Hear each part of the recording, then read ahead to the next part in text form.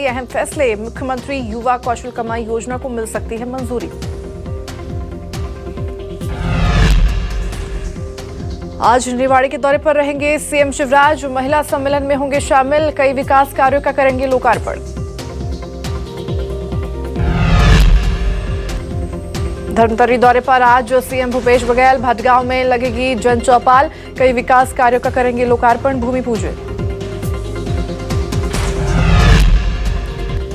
कर्नाटक चुनाव के बाद आज पहली बार केंद्रीय कैबिनेट की बैठक। सुबह 10:30 बजे पीएम आवास पर होगी मीटिंग। तमाम सांसदों और मंत्रियों की मौजूदगी में कई महत्वपूर्ण प्रस्तावों पर लग सकती है मुहर। जंतर मंतर पर जारी है पहलवानों का धरना प्रदर्शन। आज 7वें पीड़ित के दर्ज हो सकते हैं बयान। पहलवानों ने एसआईटी को सौंपे अहम दस्तावेज और बृजभूषण की फोटो।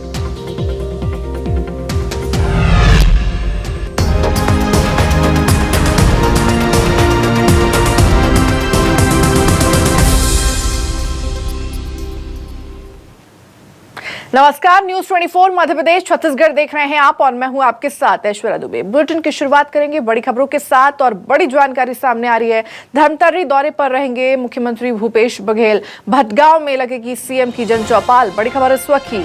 कई विकास कार्यों का लोकार्पण करेंगे, भूमि पूजन करेंगे। 37 करोड़ रुपए के विकास कार्यों की यहाँ पर सौगात भी देंगे मुख्यमंत्री। तो दोनर, सोरीद और अर्जुनी में नवीन विद्युत उपकेंद्र और उपकेंद्रों का यहाँ पर भूमि पूजन करेंगे। 12 बजे छोटा गांव में आरआईपीए द्वारा संचालित कार्यों का भी यहाँ पर निरीक्षण करेंगे। तो वहीं महिला स्व सहायता समूह से चर्चा करेंगे। फिर 1 बजे भटगांव में बता दें कि चंद्रमौली माता मंदिर में यहाँ पर दर्शन करेंगे। सीएम भेंट मुलाकात कार्यक्रम में भी शामिल होंगे। फिर 4 बजे लोहरसी सर्किट हाउस में कई प्रतिनिधि मंडलों से यहाँ पर मुलाकात करेंगे। और ज्यादा जानकारी के साथ संवाददाता नेहा केशरवानी हमारे साथ जुड़ी हुई हैं। नेहा का रुख करेंगे। नेहा, मुख्यमंत्री भूपेश बघेल आज धर्मतरी दौरे पर पहुंच रहे हैं। उनके दौरे को लेकर क्या जानकारी? बिल्कुल, देखिए पूरे विधानसभा क्षेत्रों में अलग अलग जगहों में मुख्यमंत्री भूपेश बघेल की भेंट मुलाकात कार्यक्रम चल रही है और उसी क्रम में आज धमतरी जिले के भटगांव में जो है वो सीएम बघेल की जन चौपाल लगने वाली है। भेंट मुलाकात कार्यक्रम आज भटगांव में रखा गया है और जो शेड्यूल जारी हुआ है उसके मुताबिक जो है वो रायपुर से 11 बजे जो है वो धमतरी के लिए रवाना होंगे और सबसे पहले जो है वहाँ पर कई भूमि कार्य का जो लोकार्पण कार्य है वो जो है वो सीएम बघेल के हाथों होना है। 137 करोड़ की सौगात भी जो है वो धमतरी जिले वासियों को सीएम बघेल के हाथों मिलना है, जिसका शिलान्यास कार्यक्रम जो है वो सबसे पहला रहेगा और वहाँ पर जो है वो उसकी सौगात देते नजर आएंगे। इसके बाद जो है भेंट मुलाकात का जो कार्यक्रम है वो दोपहर 1 बजे शुरू होगा। 1 घंटे तक का ये कार्यक्रम है और भेंट मुलाकात के जरिए जो है वो सीएम बघेल अपनी जो सरकार की जो योजनाएं हैं उसका कितना लाभ हो रहा है आम जनता से, ये वो जानने पहुंचते हैं और इसी मंच पर जो है आम जनता भी जो है वो अपने प्रदेश के मुखिया से मिलते हैं और इसी दौरान जो है वो अपनी बातें रखते हैं, अपनी समस्याएं जो है वो सुनाते हैं और उसका निराकरण भी जो है वो सीएम भूपेश बघेल करते हैं। तो ये बहुत ही महत्वपूर्ण आज का कार्यक्रम है और लगभग जो है वो सभी विधानसभा क्षेत्रों में सीएम बघेल पहुँच चुके हैं और इसी क्रम में आज भटगांव में भी जो है उनकी जन चौपाल लगेगी। इसके बाद जो है शाम का जो शेड्यूल है जनप्रतिनिधि मंडल से उनकी मुलाकात होगी, जहाँ पर जनप्रतिनिधियों से भी वो मुलाकात करेंगे और इसके साथ साथ जो है वो समीक्षा भी जो है वो की जाती है। भेंट मुलाकात कार्यक्रम में जो समस्याएं आती हैं और जिन योजनाओं को लेकर के जो समस्याएं आती हैं उसको लेकर के एक समीक्षा की जाती है, जिसके बाद जो है अधिकारियों को दिशा निर्देश भी सीएम बघेल देते हैं। तो ये पूरा शेड्यूल है और आज अधिकारियों से भी जो है वो सीएम बघेल वहाँ पर मिलेंगे और आज शाम उनकी वापसी हो जाएगी। जी ठीक है नेहा, ठीक है, बने रहिए, आगे भी खबरों पर अपडेट आपसे लेते रहेंगे। और इस बीच एक और बड़ी जानकारी देखिए सामने आ रही है रायपुर से इस वक्त की बड़ी खबर, जहां तेंदुपत्ता को लेकर के बीजेपी बड़ी आंदोलन करेगी। चलबो गौठान खोलबो पोल आंदोलन के साथ दिखेगा आक्रोश। तेंदुपत्ता संग्राहकों के लिए न्याय मांगेंगे। बीजेपी कार्यकर्ता गाँव-गाँव जाकर जन चौपाल करेंगे, डीएफओ कार्यालय का घेराव भी करेंगे। तो तेंदुपत्ता को लेकर के बीजेपी एक बड़ा आंदोलन करने जा रही है। बड़ी जानकारी इस वक्त की देखिए सामने आ रही है। ज्यादा जानकारी के साथ नेहा हमारे साथ बनी हुई है। नेहा का एक बार फिर से रुक करेंगे। नेहा, कहा जा रहा है कि बीजेपी तेंदुपत्ता को लेकर के यहाँ पर एक बड़ा आंदोलन करने जा रही है, बड़े आंदोलन की तैयारी में नजर आ रही है, क्या जानकारी? बिल्कुल, देखिए अगले विधानसभा चुनाव को अब महज कुछ ही महीनों का वक्त रह गया है। ऐसे में भारतीय जनता पार्टी ने आंदोलन तेज कर दिया है। प्रदेश के जो भाजपा के प्रभारी हैं, सह प्रभारी हैं, उनकी मौजूदगी अब छत्तीसगढ़ में ही रहने वाली है और वो आंदोलन तेज करने वाले हैं। सरकार की जो महत्वाकांक्षी योजनाएं हैं, जो सरकार का ड्रीम प्रोजेक्ट है, चाहे वो गौठान से जुड़ा हो, चाहे वो तेंदुपत्ता संग्रहण की बात हो, इन दोनों मुद्दों को लेकर के अब भारतीय जनता पार्टी का जो आंदोलन है वो ज़मीनी स्तर पर देखने को मिलेगा। तो अब जो है भारतीय जनता पार्टी ने तेंदुपत्ता के लिए आंदोलन का जो है वो रूपरेखा बनाया है और गांव-गांव जाकर के इस योजना के द्वारा जो है लोगों को क्या लाभ नहीं मिल पा रहा है, इसकी जो है वो सरकार के विपक्ष में जो है ये पोल खोलेंगे। इसके साथ साथ जो है दूसरी जो योजना है गौठान को लेकर के भी जो है वो भारतीय जनता पार्टी ने आंदोलन तेज किया है और जो है जाबो गौठान और खोलबो पोल के तर्ज पर जो है अब भारतीय जनता पार्टी गौठान और तेंदुपत्ता ये दोनों मुद्दों को लेकर के जमीनी स्तर पर उतरने जा रही है।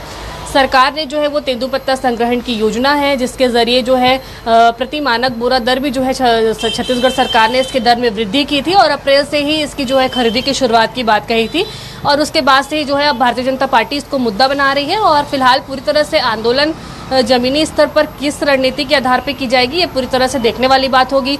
फिलहाल जो है भारतीय जनता पार्टी लगातार बैठकें ले रही हैं और किस स्तर पर कितना आंदोलन करना है इसको लेकर के रूपरेखा बना रही है। अभी जो फिलहाल आने वाले समय में बड़ा आंदोलन देखने को मिलेगा वो है गौठान और दूसरा तेंदुपत्ता। जी बिल्कुल, बीजेपी की इस आंदोलन की वजह से कहीं ना कहीं सरकार को भी एक बड़ा चैलेंज है यहाँ पर। ठीक है नेहा, तमाम जानकारी साझा करने के लिए और जुड़ने के लिए आपका बहुत बहुत धन्यवाद। और अब इस बीच खबर सामने आ रही है, बता दें कि छत्तीसगढ़ के सबसे पुराने मेडिकल कॉलेज में अब सीटें बढ़ी हुई हैं। रायपुर मेडिकल कॉलेज में एमबीबीएस की 50 सीटें बढ़ चुकी हैं। नेशनल मेडिकल कमीशन ने लेटर ऑफ परमिशन यहां पर भेज दिया है। एमबीबीएस की 150 से बढ़कर 200 सीटें हुई हैं। तो नए शिक्षा सत्र 2023-24 से ये प्रवेश यहां पर शुरू होगा। मेडिकल कॉलेज में एमबीबीएस की सीटों में बढ़ोतरी का लंबे समय से इंतजार किया, माफ कीजिएगा, प्रयास किया जा रहा था, जिसको लेकर के अब ये जानकारी सामने आ रही है। नेशनल मेडिकल कमीशन ने इसके लिए परमिशन जारी कर दिया है। 150 से बढ़कर सीटें अब 200 तक पहुंच चुकी हैं। तो एमबीबीएस की सीटें अब 150 नहीं बल्कि अब 200 सीटें हो चुकी हैं। फ्लाईओवर ब्रिज निर्माण में हाइड्रोलिक जैक चोरी मामले में पुलिस ने एक बड़ा खुलासा किया है। भिलाई पुलिस ने कार्रवाई करते हुए एक नाबालिग समेत 3 आरोपियों को यहां पर गिरफ्तार किया है। आपको ये बता दें कि 2 दिन पहले 90 किलो के 4 नग हाइड्रोलिक जैक और 4 नग लोहे की प्लेटें यहां पर चोरी हुई थी, जिसकी कीमत करीब 10 लाख बताई जा रही है। निर्माण एजेंसी की शिकायत के बाद पुलिस ने त्वरित इस पर कार्रवाई करते हुए आरोपियों को गिरफ्तार किया है।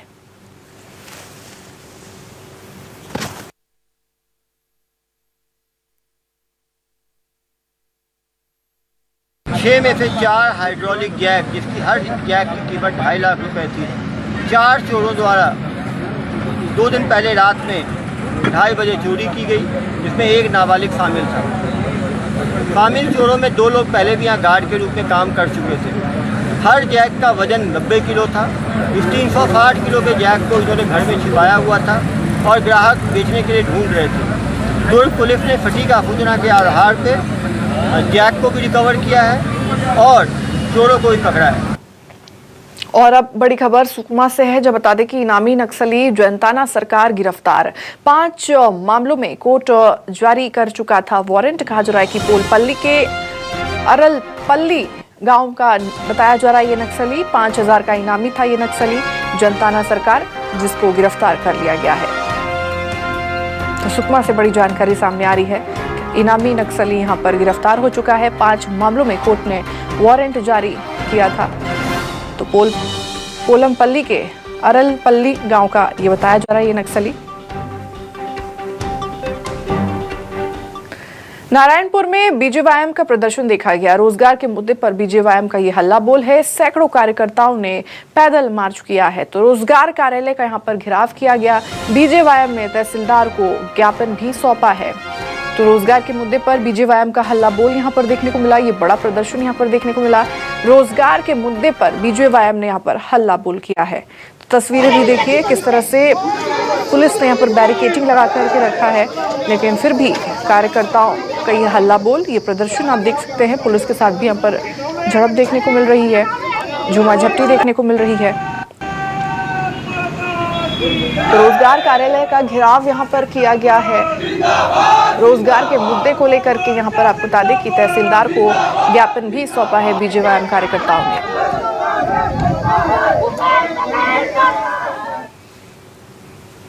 खबर रायपुर से लेंगे। छत्तीसगढ़ पीएससी अभ्यर्थी पहुंचे राजभवन और राज्यपाल से मुलाकात करके उन्हें ज्ञापन सौंपा गया। बीजेपी नेता गौरीशंकर श्रीवास भी वहां पर मौजूद रहे। चयन सूची में गड़बड़ी को लेकर के जानकारी दी गई है, तो मामले में कार्रवाई की मांग को लेकर के यहां पर ज्ञापन सौंपा गया है। बड़ी खबर इस वक्त देखिए सामने आ रही है।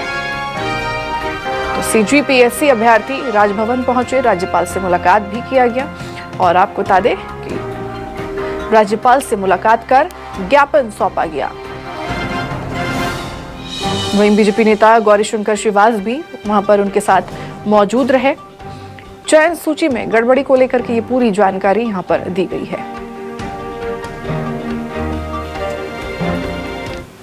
खबर रायपुर से लेंगे। सीजीपीएससी परीक्षा में गड़बड़ी का मामला सीबीआई पहुंचा है। कहा जा रहा है कि मामले की जांच के लिए सीबीआई को अब ज्ञापन सौंपा गया है। चेयरमैन सोनवानी का नार्को टेस्ट कराने की मांग की जा रही है। परीक्षा को निरस्त करने की भी मामले पर मांग की जा रही है। तो राज्यपाल को इस पूरे मामले का ज्ञापन भी सौंप दिया गया है। तो मामले की सीबीआई जांच के लिए ज्ञापन सौंपा गया है। परीक्षा में गड़बड़ी का मामला अब सीबीआई तक पहुंच चुका है। चेयरमैन सोनवानी का नार्को टेस्ट कराने की भी मांग की जा रही है। रायपुर में हुई कांग्रेस की इमरजेंसी मीटिंग करीब 3 घंटे तक चली। बता दें कि सीएम हाउस में ये मीटिंग चली, जहां कांग्रेस की बैठक हुई थी। प्रदेश प्रभारी कुमारी शैलजा की अध्यक्षता में ये बैठक हुई। संगठन की मजबूती और चुनाव पर चर्चा यहां पर हुई। संगठन में बदलाव को लेकर के कोई चर्चा यहां पर नहीं की गई है। तो बता दें कि सीएम भूपेश बघेल समेत कैबिनेट के कई मंत्री यहां पर मौजूद रहे और ये मीटिंग करीब 3 घंटे तक चली। तो कुमारी शैलजा की अध्यक्षता में ये बैठक हुई थी। कांग्रेस की इमरजेंसी मीटिंग करीब 3 घंटे तक चली। संगठन की मजबूती और चुनाव पर चर्चा हुई। विशेष पूरा कि चुनाव की अब तैयारी के लिए एक पूर्ण स्ट्रेटेजी बना के कैसे काम करना। संभागीय कार्यकर्ताओं की बैठक होंगी, जिसमें ब्लॉक लेवल के, जोन लेवल के, सेक्टर लेवल के पदाधिकारियों को बुलाया जाएगा, जनप्रतिनिधियों को बुलाया जाएगा ब्लॉक इत्यादि लेवल के, और हर 5 संभाग में ये प्रथम दौर में ये बैठकें होंगी। द्वितीय दौर में इसके बाद में सभी प्रभारी मंत्रियों के लिए इस बात की चर्चा हुई कि अनिवार्य रूप से हर महीने एक बैठक उनको अपने प्रभार के जिलों में लेनी ही है और कार्यकर्ताओं से भी मिलना और उसके बाद अगले दिन बैठक लेना। तो रायपुर से बड़ी खबर जो बता दें कि 21 मई को सीएम बघेल के विधानसभा क्षेत्र में होगा भरोसे का सम्मेलन। पाटन विधानसभा क्षेत्र में होगा भरोसे का सम्मेलन। 26 मई से बस्तर से शुरू होगा संभागीय सम्मेलन। तो कांग्रेस प्रदेश अध्यक्ष मोहन मरकाम ने इसकी जानकारी दी है। तो पाटन विधानसभा क्षेत्र में होगा भरोसे का सम्मेलन, ये खबर सामने आ रही है।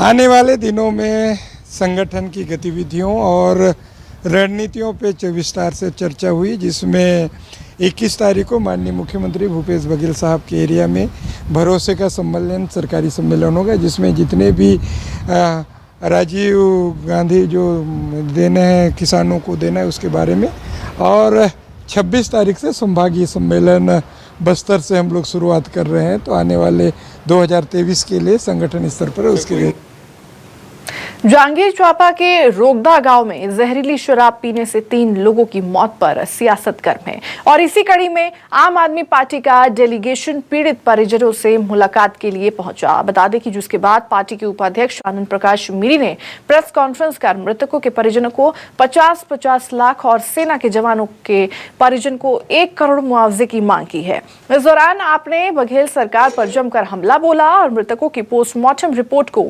सार्वजनिक करने की भी मांग की गई। कल शराब मामले में आप आबकारी विभाग के सामने धरना प्रदर्शन करेंगे। देखिए, कल जो जहरीली शराब पीने से जो 3 मौतें हुई हैं, आम आदमी पार्टी के प्रतिनिधिमंडल आज पीड़ित परिवार से मिलने कर गए थे हम लोग। और वहाँ जाकर देखें बहुत ही स्थिति दयनीय है और इससे साफ जाहिर होता है कि ये शासन प्रशासन की पूरी फेल्यूर है। इसमें आबकारी विभाग का पूरा फेल्यूर है कि कहाँ से कैसे जहरीली शराब आ जाती है और एक एक घर में, बाजू के घर में कैसे वो बिक रहा है।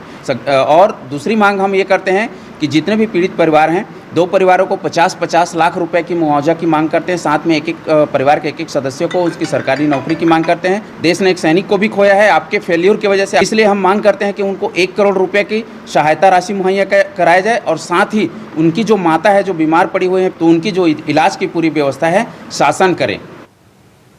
रायपुर से खबर जब बता दें कि कुमारी शैलजा के दौरे पर रमन सिंह का बयान सामने आया।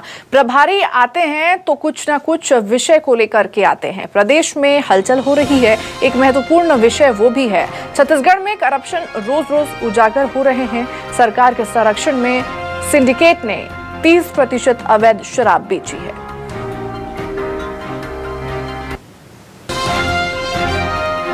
प्रभारी आते हैं तो कुछ न कुछ विषय को लेकर आते हैं और जो प्रदेश में हलचल हो रहा है एक महत्वपूर्ण विषय वो भी है कि जो परिस्थितियां छत्तीसगढ़ में बनती जा रही है, करप्शन दिन ब दिन रोज नए उजागर हो रहे हैं और भ्रष्टाचार ऐसा जो प्रमाणित हो चुका है।